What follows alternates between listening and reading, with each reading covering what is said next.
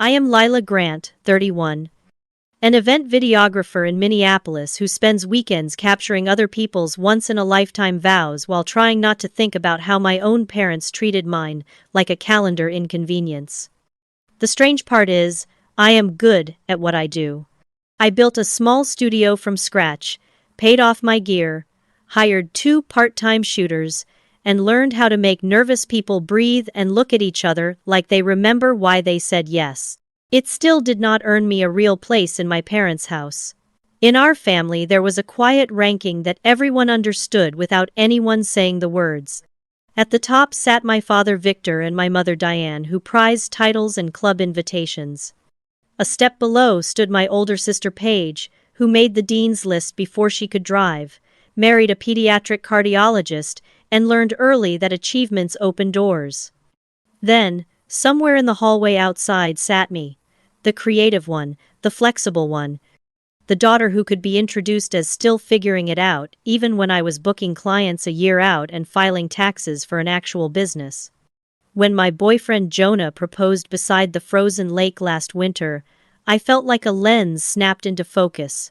We wanted a ceremony in late spring at a small community garden we volunteered at, a place with lilacs and a weathered pergola and a picnic shelter that smelled like cut grass. We chose simple food and a bar with 3 good options and a playlist instead of a band. I mailed a handwritten invitation to my parents with a photograph I had taken of the garden at sunset. I imagined my mother keeping the photo on the fridge, my father saying, "This looks lovely, we will be there." Weeks went by with no reply. When I called my mother, she answered with her "we are rushing" voice and told me June was complicated. Fundraisers and conferences and Paige's kids had end-of-year recitals. I said the date was 6 months away and I could work around times to make it easier for them. She said she would look again at the calendar. It sounded like when a store clerk tells you the sweater you want might be in the back and you both know it is not. In March, I drove to my parents' house and walked into rooms that still smelled faintly like lemon polish and rules. The family wall was a gallery of Paige's milestones in gold frames.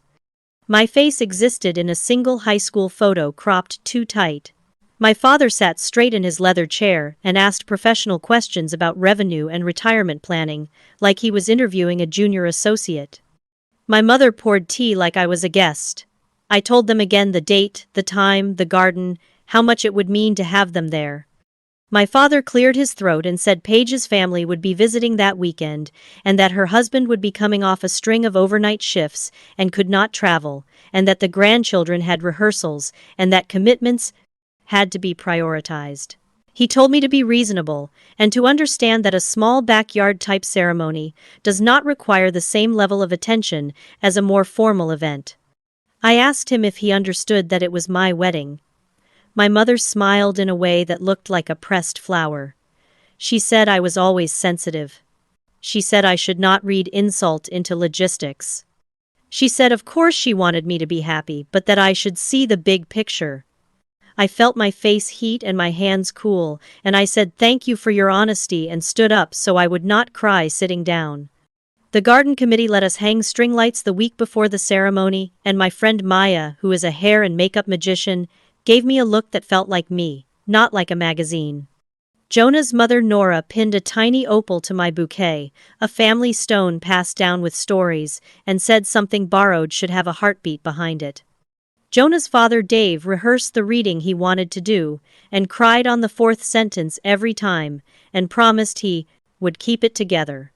I checked my phone 15 times that morning anyway, the way you check the door lock even though you remember turning the key. A text from my parents never came. When I walked out under the pergola, the late afternoon light turned green through the leaves, and the air smelled like rain that would not fall. My Aunt Ruth drove 6 hours and took a front row seat exactly where my mother should have been. Jonah's niece picked petals off her flower crown and sprinkled them on my shoes with great seriousness. Jonah's vows made people laugh and then made them quiet and then made them wipe their eyes with cocktail napkins. I said mine, and felt my voice steady after the first sentence, and heard an entire room breathe with me. I kept my phone face down through dinner and toasts. When the sun slid low, I picked it up once in the empty shelter and saw a feed full of people I love eating cake and dancing, and the life I wanted starting right there on picnic tables covered with linen. I ironed myself. I also saw a tag from a neighbor who follows my mother. Beach pictures, palm trees, matching leis. My parents and Paige's family on an island I did not need the caption to identify. Perfect family getaway with the people who matter most. The timestamp sat like a headline. Jonah came up behind me and put his hands around my shoulders and told me we could decide what to feel tomorrow. I turned off my phone and walked back into the lights. The morning after the wedding, I woke up with swollen eyes and a knot in my chest. Jonah and I had shared the happiest vows of our lives, yet part of me still scrolled through my phone hoping for even a one-line message from my parents. Nothing. Not a text, not a voicemail, not even an emoji. Instead, I saw their photos from Hawaii: breakfast with tropical fruit, a sunset luau, matching floral shirts. Paige's children building sandcastles with captions like, "Family is everything." The words hit like stones. They hadn't just skipped my wedding. They had built an alternate celebration to broadcast that I wasn't part of their version of family. I cried until my face hurt, but Jonah reminded me we had a honeymoon to start and a new life to build. He said, "Let's decide who matters. Today it's us." We flew to Quebec, where we spent 2 weeks wrapped in quiet mornings, cobblestone streets, and food that felt like it loved us back. I stopped checking social media, stopped looking for an apology that would never come. But the peace didn't last. When we returned, my phone buzzed with a dozen missed calls from my father. At first I thought maybe he had changed, maybe guilt had cracked something open. Instead, his messages were sharp, urgent, and all about money. 3 years earlier, when I was still naive enough to chase their approval, I'd co-signed a commercial property loan for him. He'd promised it was just paperwork, that he'd cover everything. Now, he'd missed months of payments. The bank was sending foreclosure warnings, and my name was on the line. He wanted $45,000 transferred immediately, said my credit was at risk, said family comes first. The hypocrisy hollowed me out. My wedding had been trivial to them, but my savings, my labor, my stability, those were apparently family property. Jonah and I sat at our kitchen table surrounded by legal documents, calculating the damage. My father had chosen Hawaii over loan payments. He had chosen appearances over responsibility. I realized this wasn't mismanagement. It was a statement. The same one they had made by not showing up. I was a resource, not a daughter. For the first time in my life, I called a lawyer before calling my parents back. I needed clarity, not guilt. The truth unraveled fast. My father had been using funds meant for the property to cover Paige's children's tuition, country club dues, even vacation expenses. He expected me to clean up the mess. When I finally confronted him, his voice boomed with the same authority that had silenced me as a child. But I didn't bend. I said, "You called my wedding trivial.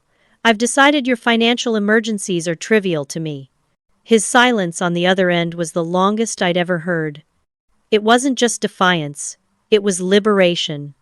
I was finally speaking to him as an equal, not as the daughter forever begging to be seen. Jonah squeezed my hand, whispering, "You're not losing family, you're gaining yourself." And for once, I believed him. When I think back on my childhood, the house looked perfect from the sidewalk. 2 stories with a wide porch and flower beds my mother pruned like a showroom. Inside, though, you could feel the weight of the family hierarchy, the way you feel humidity before a storm. My parents, Victor and Diane, ruled with unspoken rules about image and achievement. My older sister Paige was their crown jewel. She had trophies on the mantle, her report cards laminated for display, and every accomplishment earned her applause that echoed through the dining room. I learned early that applause wasn't for me. When I brought home straight A's in middle school, my mother gave a quick nod and said, "That's expected." No refrigerator space for my certificates, no calls to the grandparents. At Paige's high school graduation, my parents rented a banquet hall. At mine, they were late because of a golf fundraiser. and we ate takeout in the kitchen after everyone else's leftovers were cold. It wasn't just favoritism, it was training. Training me to understand that my role was to accept less. There were moments that etched themselves in my memory like scars. At 13, I had a painting selected for a regional student art show. I remember hanging back near my canvas, hoping my parents would see my name on the placard. They walked past it without a pause. My father tugged my arm toward Paige's science project, which wasn't even part of the exhibit, and said, "Now this is something with future." At 16, when I saved up for a second-hand camera and brought them photos of the county fair, my mother told me photography was nice as a hobby, but real families bragged about doctors and lawyers, not shutterbugs. Part of me tried harder, convinced if I just stacked enough achievements, they would finally notice. I double majored in business and art at a state university, sleeping 4 hours a night to keep my scholarship while shooting small weddings for experience. I thought if I could prove I was both practical and passionate, they would look at me differently. They didn't. Even when a local paper published a feature about my photos, my mother called to tell me she'd seen Paige's research article in a medical journal and asked if I'd read it yet. The favoritism wasn't just private. At extended family gatherings, my parents would parade Paige like royalty, boasting about her Ivy League residency and polished suburban home. When they introduced me, it was with vague lines like, "Lila is still exploring her options." I'd catch aunts exchanging looks, cousins whispering, as if I was some wandering soul unable to find direction. It wasn't that I lacked direction, I lacked their recognition. And slowly, I began to realize that no matter what I did, I'd always be a supporting character in the family narrative they wanted to tell. What hurt most wasn't the neglect itself. It was the way they convinced me it was normal, that craving their approval was childish, that I was too sensitive, too emotional, too stubborn. They made me question if my desire to be seen was a flaw rather than a need. That doubt lingered into adulthood like an invisible leash. Even as I built a business, even as clients praised my work, I still wanted to hear my parents say one simple phrase, "We're proud of you." But they never did. And every year that passed, I grew more certain they never would. After graduation, I tried to play by their rules. I worked at a marketing firm in the city, wearing pencil skirts and sitting through endless Monday meetings where people competed to see who could sound the busiest. On paper, I was doing everything right: steady salary, health benefits, climbing a corporate ladder that didn't interest me. My parents approved of that job. They told neighbors I was finally settling down. They never asked if I was happy, but nights and weekends told a different story. I'd pack my old Nikon into a worn canvas bag and shoot small weddings for couples who couldn't afford glossy packages. Backyard receptions, church basements, barns strung with fairy lights, I saw beauty in all of it. I edited until 3 in the morning, my laptop balanced on a stack of textbooks, my eyes burning but my heart full. Slowly, my calendar filled. Couples recommended me to friends. One bride mailed me a handwritten note that said, "You captured my father's laugh. He passed away 2 weeks later. Thank you for giving me that memory." I sat on the floor and cried, realizing my work had weight, even if my parents couldn't see it. Still, their dismissal cut deep. The year I won a regional photography award, my father brushed it off as local fluff. At the same time, Paige presented at a medical symposium, and they threw a dinner with 20 guests to celebrate. At family reunions, relatives asked me politely if I was still doing the camera thing. Meanwhile, Paige's achievements were met with applause, loud enough to shake the silverware. The imbalance wasn't just obvious, it was public. What my parents didn't know was that I was laying bricks for my own foundation. I lived with 2 roommates, ate discount groceries, and stashed away every dollar from side gigs. I said no to vacations, no to shopping sprees, no to nights out. While Paige's kids had private violin lessons and dance recitals funded partly by my parents, I was quietly investing in myself. At one family Thanksgiving, my uncle asked why I looked so tired.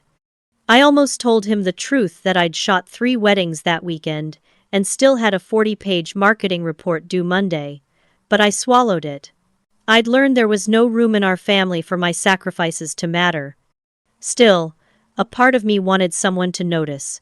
My cousin Emily, sitting across the table, caught my eye. "Later," she whispered. "I follow your work online. You're amazing." It was the first time a relative outside my small circle said anything kind about my career. That little acknowledgement kept me going. By the time I left the marketing firm, I wasn't scared. I had clients booked months in advance, a website that showed my style, and savings enough to cover lean months. My parents called it reckless. They told me I was committing career suicide. I told myself I was finally living. The irony was sharp. In public, my parents presented us as a picture-perfect family, Paige shining in the center. But beneath the polish, their cold dismissal fueled me. Every brush-off became a reason to work harder. Every silence became a challenge. I didn't want to prove them wrong anymore, I wanted to prove myself right. Once I left the marketing firm, it felt like stepping off a treadmill I had never chosen. Suddenly, the hours I spent weren't for someone else's quarterly report. They were for me, my clients, my vision. The first months were terrifying. I woke up with spreadsheets in my head, calculating if the next 2 weddings could cover rent and groceries. But each time I delivered an album, I saw tears in people's eyes, hugs that lasted longer than business transactions. Slowly, word of mouth carried me further than any corporate title could. Within 2 years, I had built a name people trusted. I specialized in candid storytelling, capturing crooked ties, nervous hands, grandmothers wiping their eyes. My schedule filled up a year in advance. I hired an assistant, then another. I moved into a small condo that I bought with my own savings, no co-signer, no parental help. I painted the walls warm yellow, filled it with thrifted furniture, and hung my favorite prints. It wasn't much, but it was mine. My parents never acknowledged any of it. At Christmas, they bragged about Paige's medical research while introducing me as our younger daughter, still doing photography. Still doing as though I were dabbling. Not running a company that paid salaries and taxes. Once, I overheard my mother tell a family friend, "Lila hasn't quite figured things out yet." I was 30, a business owner, and apparently still unfinished in their eyes. But outside their bubble, people saw me. One autumn, I volunteered to mentor high school students in an arts program. Watching shy teenagers bloom as they learned to develop film reminded me of the teacher who first handed me a camera. One girl told me she wanted to be like me when she grew up, independent, creative, free. That single sentence carried more validation than anything I'd ever heard at my parents' dinner table. There were also clients who became friends. Couples invited me back to photograph newborns, anniversaries, even family reunions. I started to realize my lens wasn't just documenting events, it was building legacies for people who cherished them. And though my parents never clapped for me, strangers entrusted me with their most important moments. That mattered more. Still, the ache of being invisible lingered. Sometimes, after long shoots, I would sit alone in my condo, scrolling through the family group chat filled with Paige's updates. Photos of her kids on the honor roll, her husband's promotion, my parents smiling at Sunday dinners 3 blocks from their house. I almost never appeared in those pictures. I told myself it didn't matter. I told myself I had built a life without needing them. Yet in quiet moments, I still wished they might call and say, "We're proud of you." Instead, silence filled the line. And so I poured myself into building more. More clients, more awards, more ways to prove that my choice wasn't a mistake. Every gallery opening, every positive review, every dollar saved became a stone in the foundation of a life they couldn't take credit for. What I didn't know then was that all this work wasn't just about independence, it was about preparing. Because soon, I would meet someone who saw me completely, without conditions, and it would change everything. It happened during one of those weddings where the air felt heavy with humidity and anticipation. I was adjusting my lens near the back of the church when I noticed the best man calming the groom with a joke that made everyone nearby laugh. He had an easy way of lightening the room, of noticing when someone needed a lift. Throughout the night, I caught myself turning my camera toward him more than the bouquet toss or the cake. He helped an elderly guest find her seat, entertained restless kids during dinner, and danced like nobody was watching.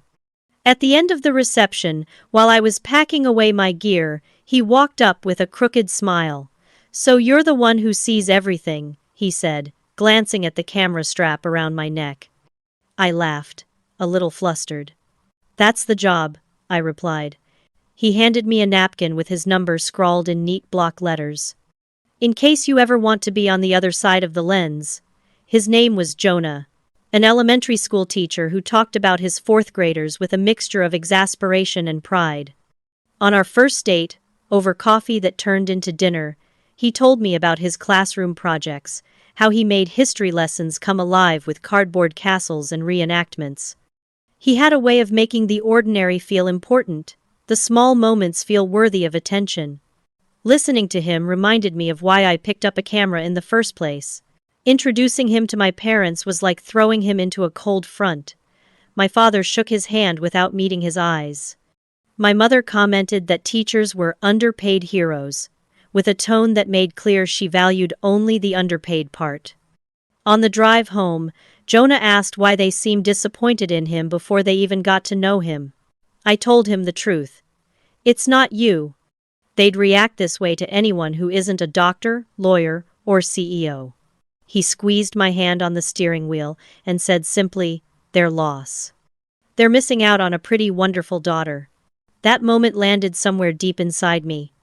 For the first time, I felt seen, not through the filter of what I produced, not compared to my sister's glittering resume, but for who I was. Jonah didn't just accept my passion for photography, he celebrated it. He showed up to gallery openings, cheered when I booked new clients, and helped carry my heavy equipment without complaint. When I second-guessed myself, he reminded me of the families who trusted me with their memories. Meeting his parents only deepened the contrast. His mother, Nora, and father, Dave, welcomed me with genuine warmth. They asked questions about my work, displayed one of my prints in their living room, and treated me as if I had always belonged. Sitting at their dinner table, surrounded by laughter and stories, I felt something I hadn't experienced in years: ease. There was no competition, no measuring tape of success. Just people happy to share a meal with someone their son loved. For once, I wasn't the invisible daughter. I was the partner someone chose, the future family member someone welcomed. And in Jonah's eyes, I wasn't at the bottom of anything. I was exactly where I was meant to be. When Jonah proposed on a cool autumn hike, there was no audience, no elaborate setup. Just the two of us under red and gold leaves, a waterfall rushing nearby, his hand trembling as he held out a simple ring. I said yes through tears, not because of the diamond, but because I knew he saw me in a way no one else ever had. Planning the wedding should have been joyful, but every call to my parents chipped away at the hope I still clung to. We chose a small botanical garden in June, invited 70 guests, and focused on what mattered: vows, family, food, laughter. Jonah's sister handmade the invitations, pressed with flowers she collected herself. My best friend offered to design the cake as her gift. Every detail felt like community wrapping us in love. When it came to my side of the guest list, the names barely filled a page. Aunt Ruth and Uncle David, 2 cousins, and of course my parents and Paige's family. Jonah noticed the thin stack. "Only 4 from your family?" he asked gently. I nodded. "And my parents, though I doubt they'll come." He urged me to invite them anyway, to give them the chance to surprise me, so I did. I called my mother last, rehearsing the words. "We're getting married in June, small garden ceremony. It would mean a lot to have you there." Her voice was distant, distracted, like she was scanning her calendar during the call. "June is busy," she sighed. "Your father has a conference. Paige is presenting at a symposium. The children have their recital. I reminded her it was 6 months away, that there was plenty of time to plan. She promised to see what we can do. It didn't sound like a promise at all. I mailed the invitations with careful handwriting, adding a personal note inside theirs. Please come. I want you there. Weeks passed with no response. In March, I drove to their house, clutching the hope that a face-to-face conversation might matter more. The house looked unchanged, stiff with rules, a shrine to Paige's milestones. My father sat in his leather chair like a judge about to deliver a ruling. We received your invitation, my mother began after awkward chatter about the weather. But I'm afraid we have a conflict.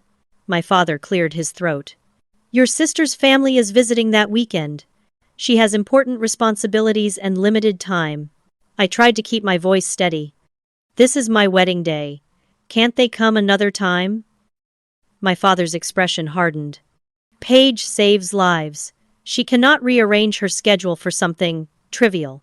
The word hit like glass shattering inside me. My mother smoothed it over with a smile. What your father means is that your little garden ceremony is not the event of the century.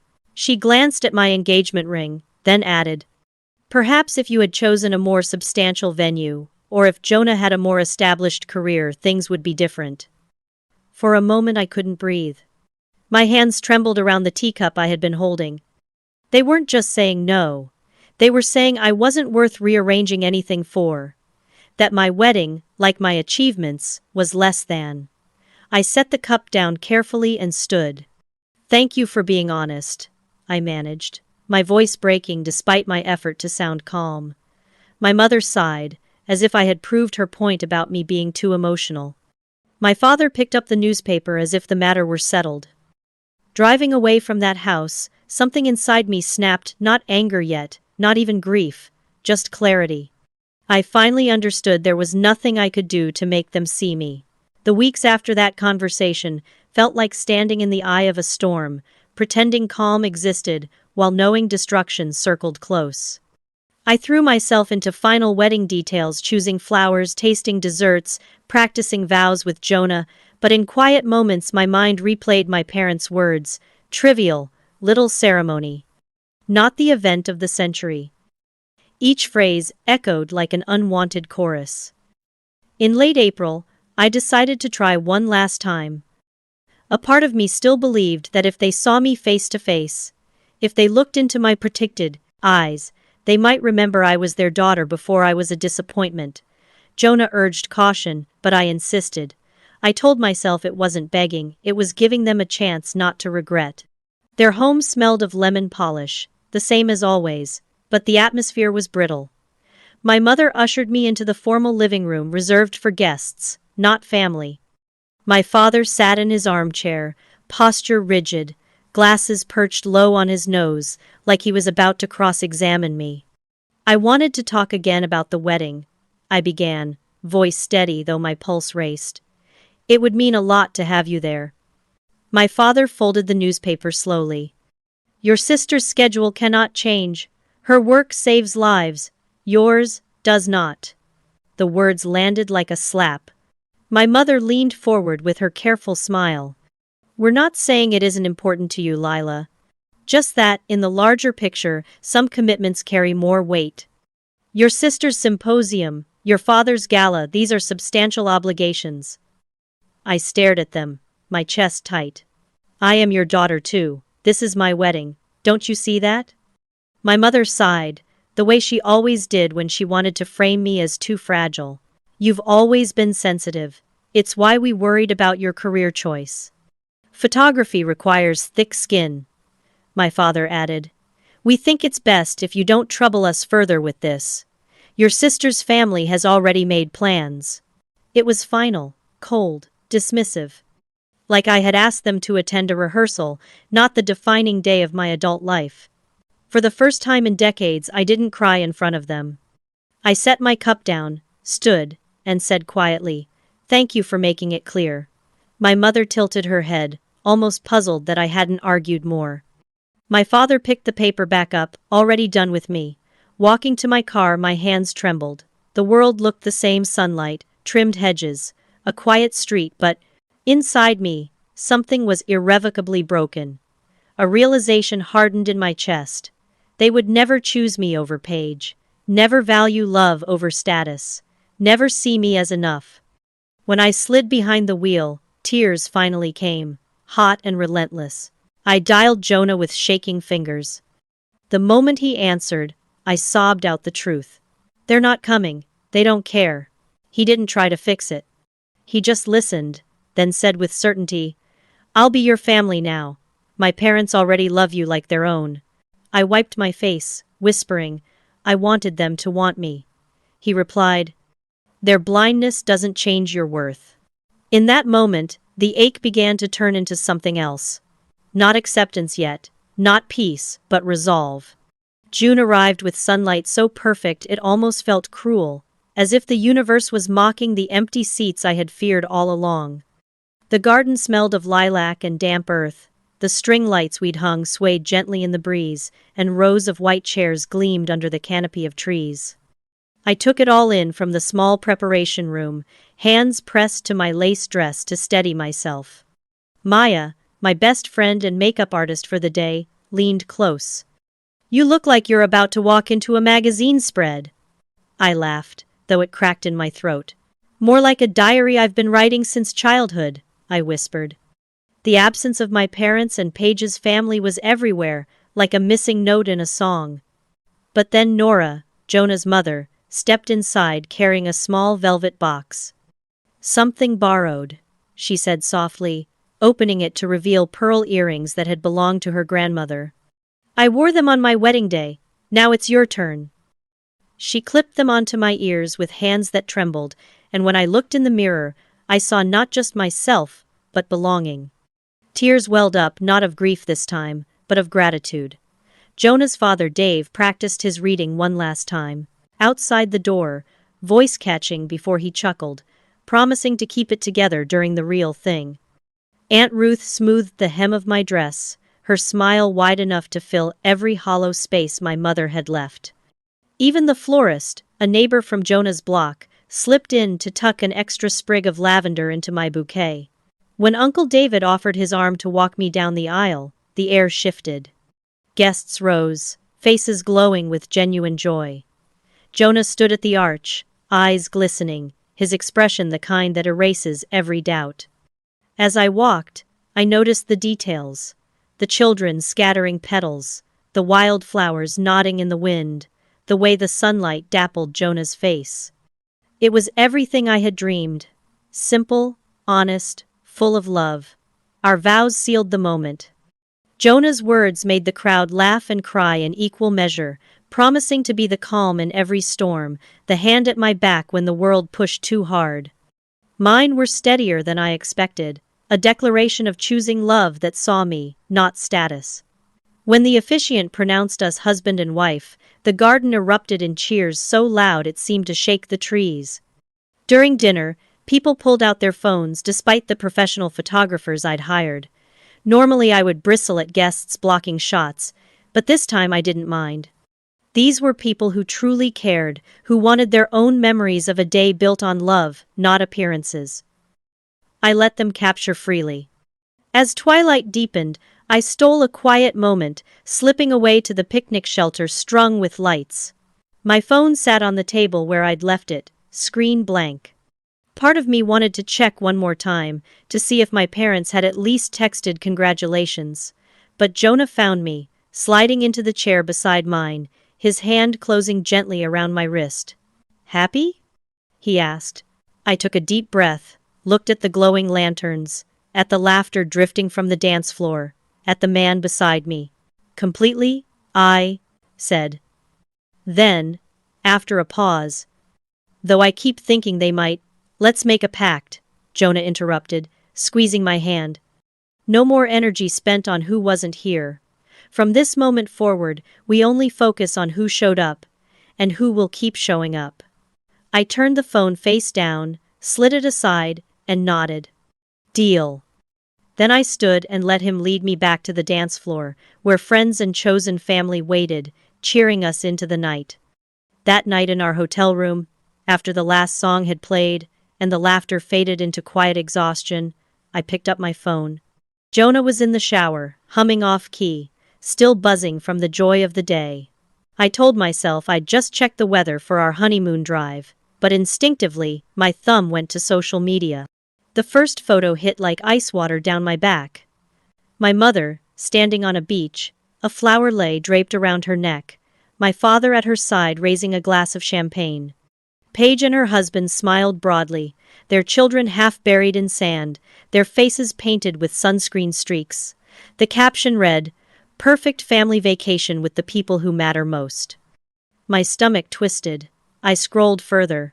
Breakfast overlooking turquoise water, a pineapple plantation tour, a luau with torches lighting up their delighted faces. The timestamps were merciless, every post matched the exact hours of my wedding. They hadn't just skipped the ceremony. They had deliberately replaced it with a celebration of their own, one where I didn't exist. Tears blurred my vision until the words ran together. The comments from their friends stung almost worse. "Such a beautiful family. You all look so happy." Not one person asked where I was. Not one wondered why the younger daughter's wedding wasn't mentioned. In their curated version of reality, I had been erased. Jonah came out of the bathroom, hair damp, towel around his neck. He saw my face before I could hide the screen. "Oh, Lila," he murmured, sitting beside me. I shoved the phone toward him, my voice cracking. "They planned it. They booked this months ago. They never intended to come." He didn't argue. He didn't try to soften it. He simply wrapped his arms around me as I sobbed into his shirt, the happiest day of my life dissolving into saltwater grief.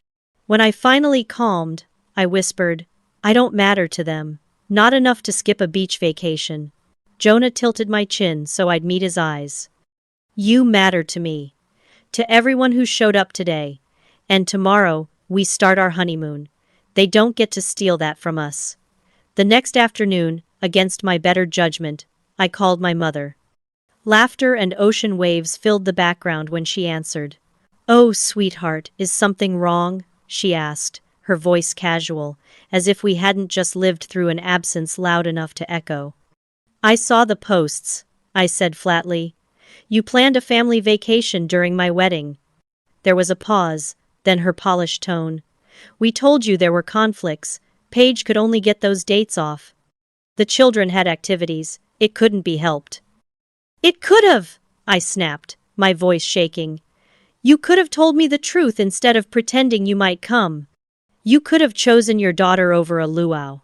Her reply was a blade. Would it have made a difference? The result would have been the same. We had more important obligations. More important. The words hung between us like a verdict. My heart thudded so loudly I thought she might hear it through the line. "Enjoy your luau," I whispered, before hanging up. That night Jonah powered off my phone and placed it in the drawer. "They don't deserve another second of this day," he said. And as much as it hurt, I let him hold me until sleep came, promising myself that tomorrow I would reclaim my joy, even if the cracks in my heart would never fully heal. The honeymoon in Quebec was meant to be a fresh start. Jonah and I spent our days wandering cobblestone streets, eating buttery croissants, and capturing memories on the same camera I used for work. For 2 weeks I refused to check messages from my parents. I wanted to believe I could keep them at arm's length, build a new life where their absence no longer defined me. That illusion shattered a week after we returned home. My phone buzzed over and over during an engagement shoot at the city garden. 10 missed calls, 3 voicemails, all from my father. By the time I finished the shoot and sat down on a bench to listen, my stomach had already tightened. The first voicemail was brisk, almost businesslike. "Lila, call me immediately about the Madison property loan." The second was sharper. "This is serious. The bank is threatening legal action." By the third, his voice cracked with panic. "The payments haven't been made. We're in trouble.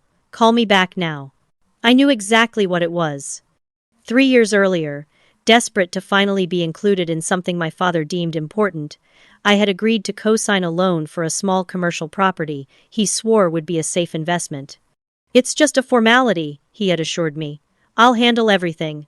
At the time I told myself it was proof he trusted me, that maybe, finally, I was part of his world. Now, that signature had become a trap. When I called him back, his tone was clipped, commanding. "Where have you been? We need 45,000 wired immediately to cover missed payments and penalties, otherwise foreclosure proceedings will begin."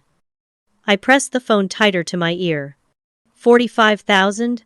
Dad, I don't have that kind of money lying around, and why am I only hearing about this now?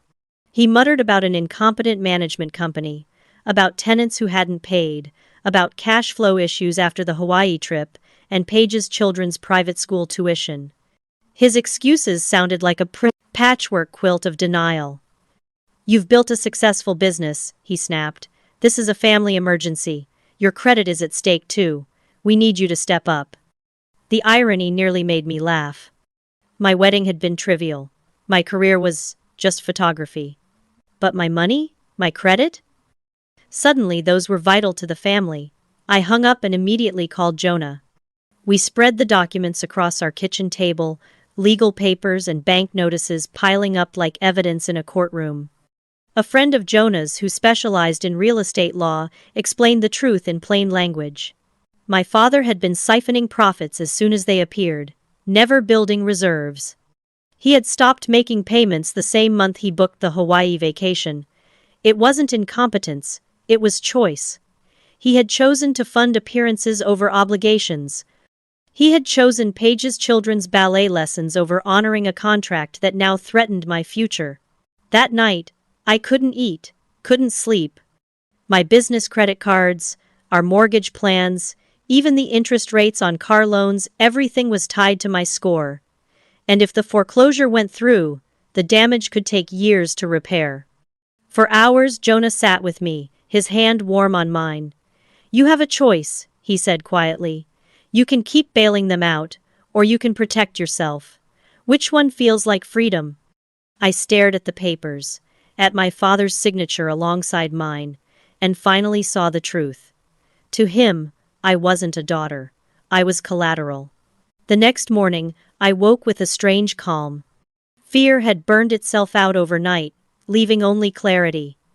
For 30 years I had been the daughter who folded, who tried to earn scraps of approval. Now I realized, the only way forward was to use the very language my parents had always thrown at me.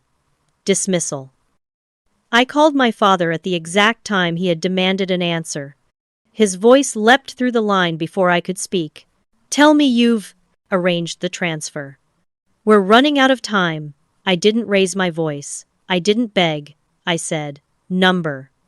The silence that followed was jagged. Then came the explosion. "What do you mean, no? This affects your credit too, Lila. Be reasonable." "I am," I answered. "Remember when you told me my wedding was trivial? That it wasn't worth disrupting Paige's schedule or your fundraiser gala? I've decided your financial emergency is trivial to me." The words landed like a mirror slamming down. He sputtered, searching for footing. "This is outrageous." "We gave you everything." "Except presents," I replied. "Except respect. Except love that didn't come with conditions." He tried another tactic: guilt. "Your mother is devastated." "Do you really want to see us lose everything?" I thought of the Hawaii photos, their lees, their toasts, their captions about family who matters most. I thought of my own tears staining Jonah's shoulder on what should have been the happiest night of my life. "You already made that choice," I said. "You lost me long before this loan." That weekend, my parents held a family dinner, the kind where crystal glasses clinked and everyone gathered to celebrate Paige's latest triumph. I hadn't planned to go, but Jonah urged me to stand in my truth, not hide from it. So we walked in together, documents in my bag. As dessert plates were being cleared, my father stood to make a speech about family loyalty. I rose before he could finish. My voice didn't shake. "I want everyone here to know that the property loan my father bragged about years ago has been in default. He asked me for $45,000 last week.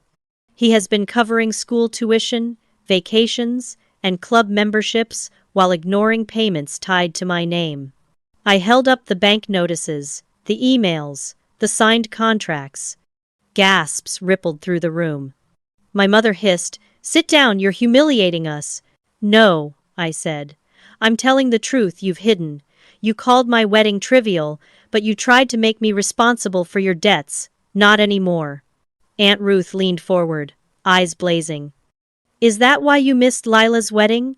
To sip cocktails in Hawaii while she built a life without you?" The room erupted into whispers and stares, the glossy image of our perfect family crumbling in real time. For once, my parents had no script to hide behind, and for the first time in my life, I wasn't the invisible daughter. I was the one holding the receipts literally and refusing to carry their shame. The days after that dinner felt like living inside an unraveling tapestry. Phone calls flooded in from relatives, each one holding a different version of the story my parents tried to spread. My Aunt Sophia scolded me for abandoning family loyalty. A cousin accused me of being vindictive. Even my grandmother, usually the peacemaker, asked if I had really left my father to fend for himself. Not one mentioned the wedding. Not one asked about my happiness. But there were others, quiet voices that finally spoke up. Aunt Ruth called me the next morning, her voice steady. "Your mother has played favorites all her life. You did the right thing. Someone needed to expose it." A cousin I hadn't spoken to in years texted me, "Welcome to the other side. It's lonely sometimes, but it's honest. Call if you need an ally." Jonah never wavered.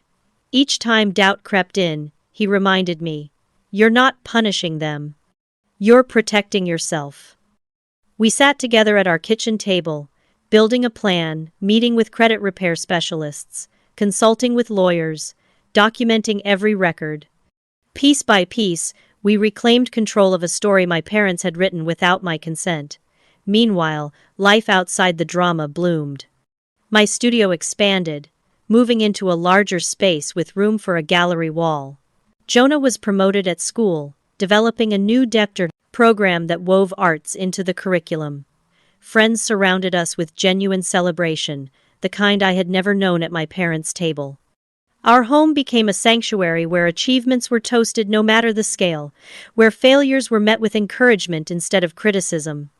Months later, a letter arrived from the bank. My name had officially been removed from the Madison loan in exchange for a lien on any inheritance I might one day receive. My father had scrambled to catch up on payments, likely liquidating assets to avoid public embarrassment. My credit score began to recover. The weight that had pressed on my chest for months finally lifted. Still, the emotional scars remained. Therapy helped me name the grief. I hadn't just lost parental approval, I had lost the fantasy that it was ever possible. "You can't make someone love you the way you need to be loved," my therapist said gently one afternoon. "But you can stop accepting less than you deserve." That sentence became my compass.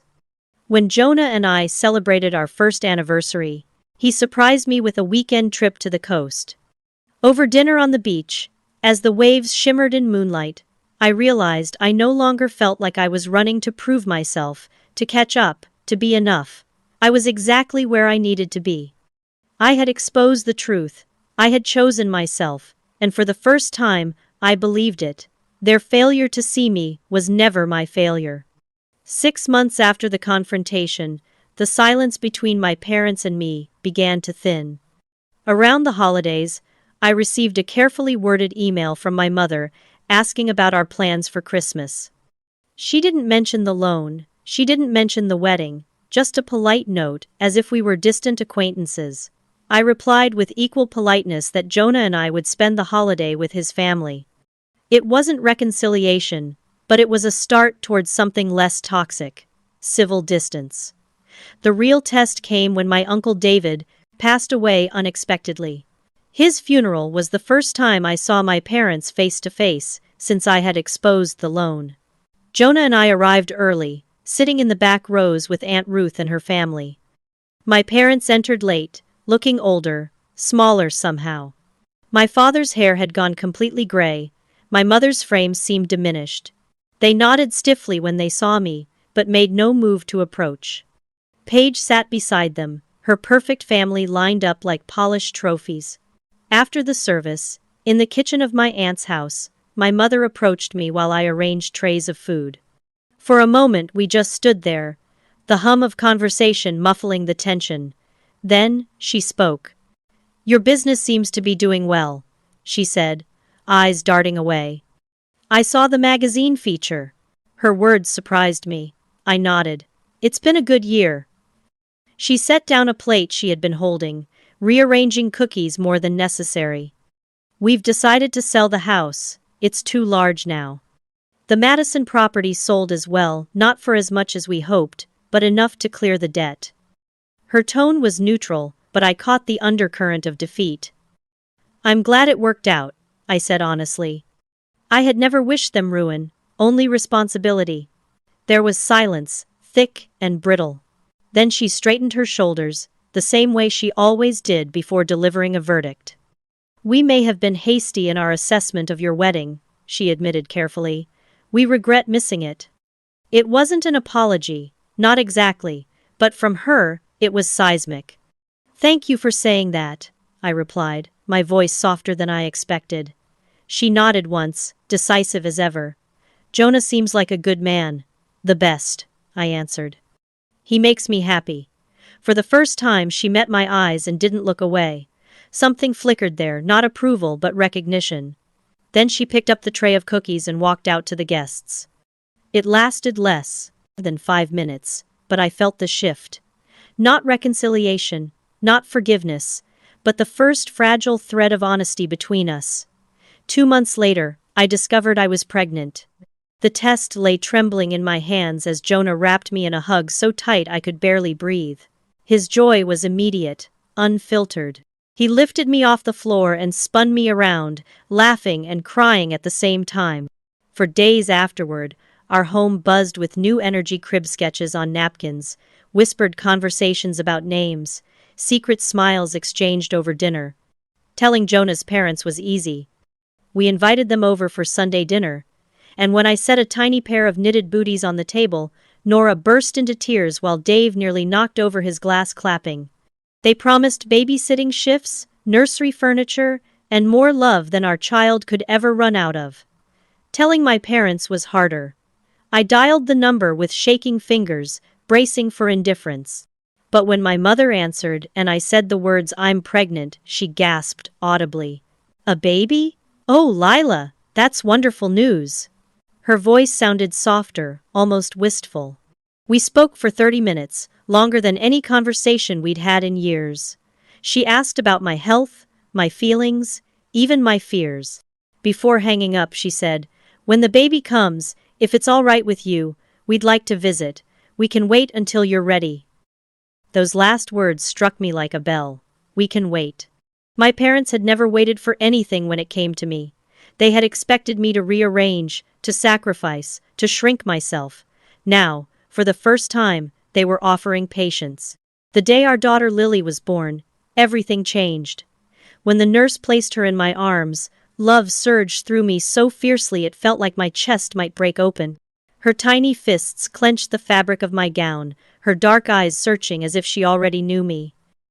In that moment, every wound I carried from my parents dissolved into a vow. My child would never have to earn love. She would know it from her very first breath. Jonah was a natural father, cradling Lily with steady hands and whispering promises into her hair. His parents arrived with tears and handmade gifts, filling the room with warmth. 2 weeks later, when I finally felt ready, I invited my parents.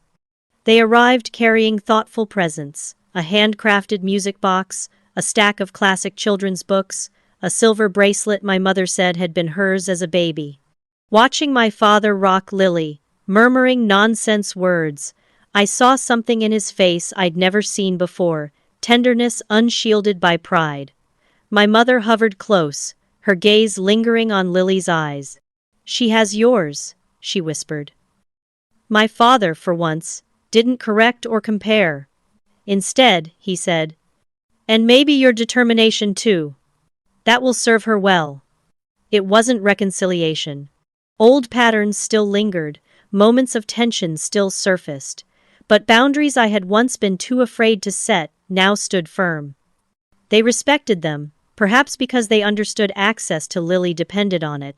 2 years have passed since that confrontation in the dining room, since the loan that nearly buried me, since the wedding they chose to skip. My studio thrives, Jonah's career blooms, and Lily fills our home with laughter that drowns out ghosts of old disappointments. My relationship with my parents is not perfect, not healed, but it is honest. I no longer chase approval.